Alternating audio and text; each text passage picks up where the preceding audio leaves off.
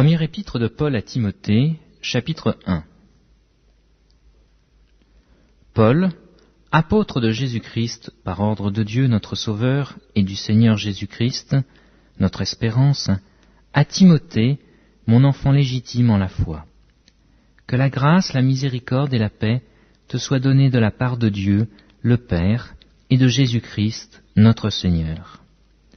Je te rappelle l'exhortation que je te fis à mon départ pour la Macédoine, lorsque je t'engageai à rester à Éphèse, afin de recommander à certaines personnes de ne pas enseigner d'autres doctrines, et de ne pas s'attacher à des fables et à des généalogies sans fin, qui produisent des discussions plutôt qu'elles n'avancent l'œuvre de Dieu dans la foi. Le but du commandement, c'est une charité venant d'un cœur pur, d'une bonne conscience et d'une foi sincère. Quelques-uns s'étant détournés de ces choses, se sont égarés dans de vains discours. Ils veulent être docteurs de la loi, et ils ne comprennent ni ce qu'ils disent, ni ce qu'ils affirment. Nous n'ignorons pas que la loi est bonne, pourvu qu'on en fasse un usage légitime, sachant bien que la loi n'est pas faite pour le juste, mais pour les méchants et les rebelles, les impies et les pécheurs, les irréligieux et les profanes, les parricides, les meurtriers, les impudiques, les infâmes, les voleurs d'hommes, les menteurs, les parjures, et tout ce qui est contraire à la saine doctrine, conformément à l'évangile de la gloire du Dieu bienheureux, évangile qui m'a été confié. Je rends grâce à celui qui m'a fortifié, à Jésus-Christ notre Seigneur, de ce qu'il m'a jugé fidèle en m'établissant dans le ministère, moi qui étais auparavant un blasphémateur, un persécuteur et un homme violent. Mais j'ai obtenu miséricorde, parce que j'agissais par ignorance, dans l'incrédulité, et la grâce de notre Seigneur a surabondé, avec la foi et la charité qui est en Jésus-Christ. C'est une parole certaine et entièrement digne d'être reçue, que Jésus-Christ est venu dans le monde pour sauver les pécheurs, dont je suis le premier. Mais j'ai obtenu miséricorde, afin que Jésus-Christ fît voir en moi le premier toute sa longanimité, pour que je servisse d'exemple à ceux qui croiraient en lui pour la vie éternelle. Au Roi des siècles, immortel, invisible, seul Dieu, soit honneur et gloire, au siècle des siècles. Amen. Le commandement que je t'adresse, Timothée, mon enfant, selon les prophéties faites précédemment à ton sujet, c'est que d'après elles, tu combattes le bon combat, en gardant la foi et une bonne conscience. Cette conscience, quelques-uns l'ont perdue, et ils ont fait naufrage par rapport à la foi. De ce nombre sont Hyménée et Alexandre, que j'ai livrés à Satan, afin qu'ils n'apprennent à ne pas blasphémer. Première épître de Paul à Timothée, chapitre 2. J'exhorte donc, avant toute chose, à faire des prières, des supplications, des requêtes, des actions de grâce pour tous les hommes, pour les rois et pour tous ceux qui sont élevés en dignité, afin que nous menions une vie paisible et tranquille, en toute piété et honnêteté. Cela est bon et agréable devant Dieu notre Sauveur, qui veut que tous les hommes soient sauvés et parviennent à la connaissance de la vérité. Car il y a un seul Dieu et aussi un seul médiateur entre Dieu et les hommes, Jésus-Christ, homme, qui s'est donné lui-même en rançon pour tous. C'est là le témoignage rendu en son propre temps, et pour lequel j'ai été établi prédicateur et apôtre. Je dis la vérité en Christ, je ne mens pas, chargé d'instruire les païens dans la foi et la vérité. Je veux donc que les hommes prient en tout lieu, en élevant des mains pures, sans colère ni mauvaise pensée. Je veux aussi que les femmes, vêtues d'une manière décente, avec pudeur et modestie, ne se parent ni de tresses, ni d'or, ni de perles, ni d'habits somptueux, mais qu'elles se parent de bonnes œuvres, comme il convient à des femmes qui font profession de servir Dieu. Que la femme écoute l'instruction en silence, avec une entière soumission. Je ne permets pas à la femme d'enseigner, ni de prendre de l'autorité sur l'homme, mais elle doit demeurer dans le silence. Car Adam a été formé le premier, Ève ensuite. Et ce n'est pas Adam qui a été séduit, c'est la femme qui, séduite, s'est rendue coupable de transgression.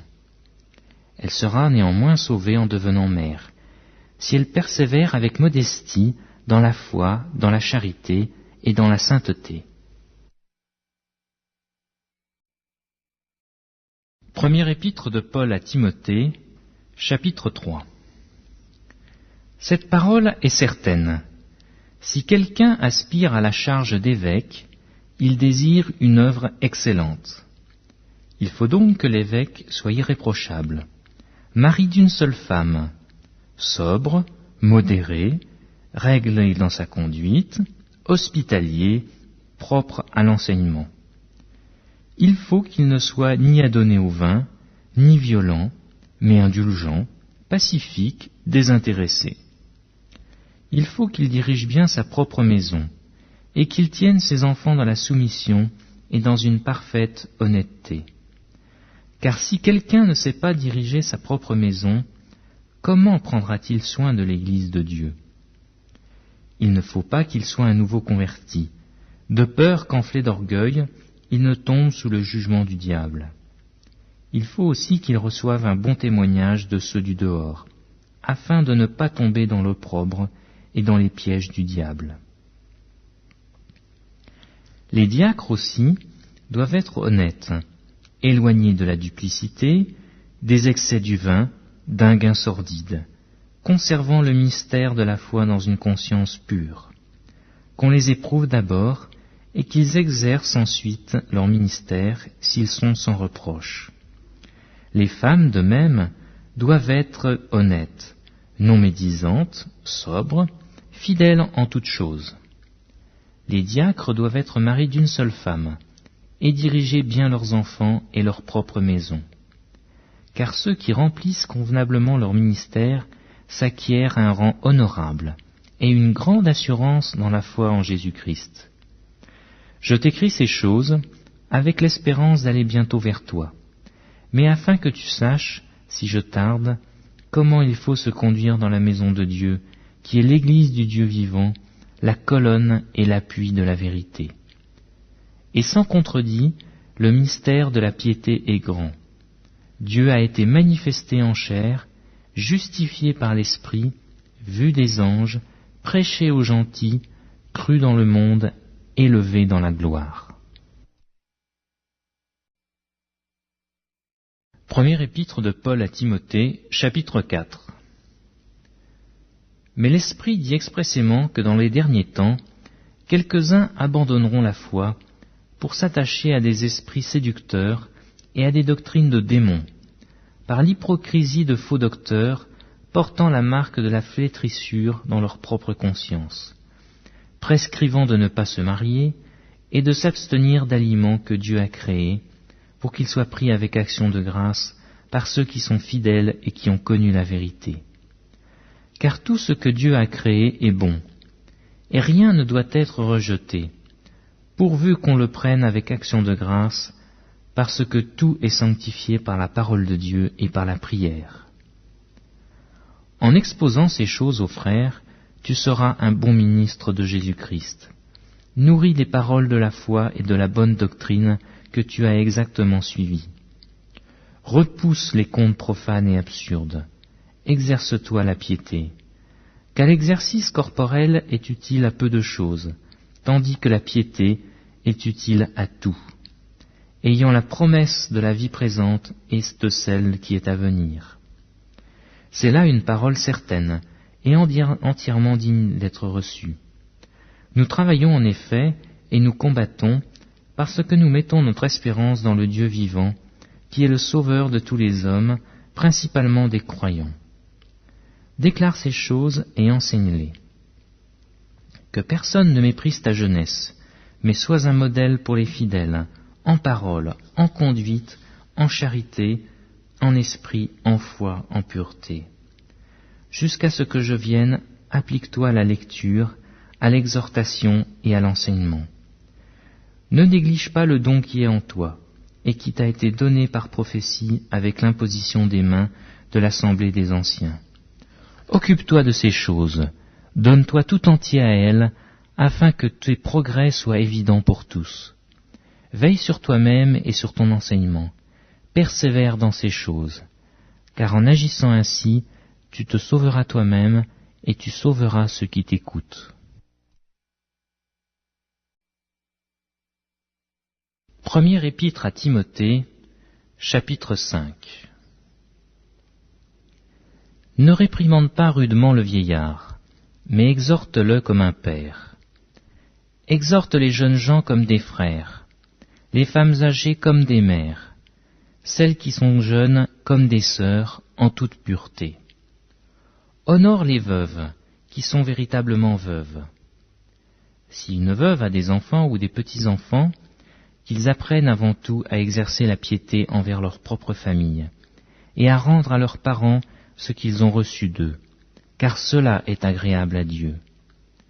Celle qui est véritablement veuve et qui est demeurée dans l'isolement met son espérance en Dieu et persévère nuit et jour dans les supplications et les prières. Mais celle qui vit dans les plaisirs est morte, quoique vivante. Déclare-leur ces choses, afin qu'elles soient irréprochables. Si quelqu'un n'a pas soin des siens, et principalement de ceux de sa famille, il a renié la foi, et il n'est pire qu'un infidèle. Qu'une veuve, pour être inscrite sur le rôle, n'ait pas moins de 60 ans, qu'elle ait été femme d'un seul mari, qu'elle soit recommandable par de bonnes œuvres, ayant élevé des enfants, exercé l'hospitalité, lavé les pieds des saints, secouru les malheureux, pratiqué toute espèce de bonne œuvre. Mais refuse les jeunes veuves, car lorsque la volupté les détache de Christ, elles peuvent se marier et se rendre coupables de ce qu'elles violent leur premier engagement. Avec cela, étant oisives, elles apprennent à aller de maison en maison, et non seulement elles sont oisives, mais encore causeuses et intrigantes, disant ce qu'il ne faut pas dire. Je veux donc que les jeunes se marient, qu'elles aient des enfants, qu'elles dirigent leur maison, qu'elles ne donnent à l'adversaire aucune occasion de médire, car déjà quelques-unes se sont détournées pour suivre Satan. Si quelque fidèle, homme ou femme, a des veuves, qu'il les assiste, et que l'Église n'en soit point chargée, afin qu'elle puisse assister celles qui sont véritablement veuves. Que les anciens qui dirigent bien soient jugés dignes d'un double honneur, surtout ceux qui travaillent à la prédication et à l'enseignement. Car l'Écriture dit « Tu ne muselleras point le bœuf quand il foule le grain », et l'ouvrier mérite son salaire. Ne reçois point d'accusation contre un ancien, si ce n'est sur la déposition de 2 ou de 3 témoins. Ceux qui pêchent, reprends-les devant tous, afin que les autres aussi éprouvent de la crainte. Je te conjure devant Dieu, devant Jésus-Christ et devant les anges élus, d'observer ces choses sans prévention, et de ne rien faire par faveur. N'impose les mains à personne avec précipitation, et ne participe pas au péché d'autrui. Toi-même, conserve-toi pur. Ne continue pas à boire que de l'eau, mais fais usage d'un peu de vin, à cause de ton estomac, et de tes fréquentes indispositions. Les péchés de certains hommes sont manifestes, même avant qu'on les juge, tandis que chez d'autres, ils se découvrent que dans la suite. De même, les bonnes œuvres sont manifestes, et celles qui ne le sont pas ne peuvent rester cachées.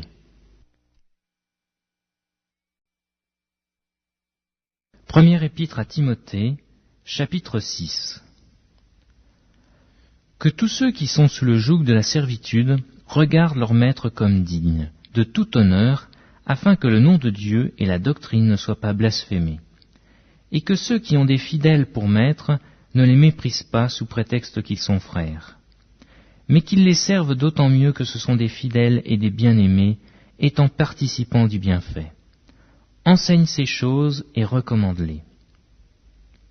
Si quelqu'un enseigne de fausses doctrines et ne s'attache pas aux saines paroles de notre Seigneur Jésus-Christ et à la doctrine qui est selon la piété, il est enflé d'orgueil, il ne sait rien, et il a la maladie des questions oiseuses et des disputes de mots, d'où naissent l'envie, les querelles, les calomnies, les mauvais soupçons, les vaines discussions d'hommes corrompus d'entendement, privés de la vérité et croyant que la piété est une source de gain. Sépare-toi de ces gens-là. C'est en effet une grande source de gain que la piété avec le contentement, car nous n'avons rien apporté dans le monde. Il est évident que nous ne pouvons rien en emporter. Si donc nous avons la nourriture et le vêtement, cela nous suffira. Mais ceux qui veulent s'enrichir tombent dans la tentation, dans le piège et dans beaucoup de désirs insensés et pernicieux, qui plongent les hommes dans la ruine et la perdition. Car l'amour de l'argent est une racine de tous les maux, et quelques-uns, en étant possédés, se sont égarés loin de la foi, et se sont jetés eux-mêmes dans bien des tourments.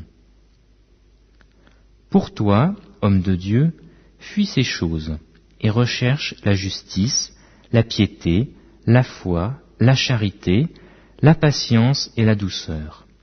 Combat le bon combat de la foi, saisis la vie éternelle, à laquelle tu as été appelé, et pour laquelle tu as fait une belle confession en présence d'un grand nombre de témoins. Je te recommande, devant Dieu qui donne la vie à toutes choses, et devant Jésus-Christ, qui fit une belle confession devant Ponce Pilate, de garder le commandement et de vivre sans tache, sans reproche, jusqu'à l'apparition de notre Seigneur Jésus-Christ, que manifestera en son temps le bienheureux et seul souverain, le roi des rois et le Seigneur des seigneurs, qui seul possède l'immortalité, qui habite une lumière inaccessible que nul homme n'a vue ni ne peut voir, à qui appartiennent l'honneur et la puissance éternelle. Amen.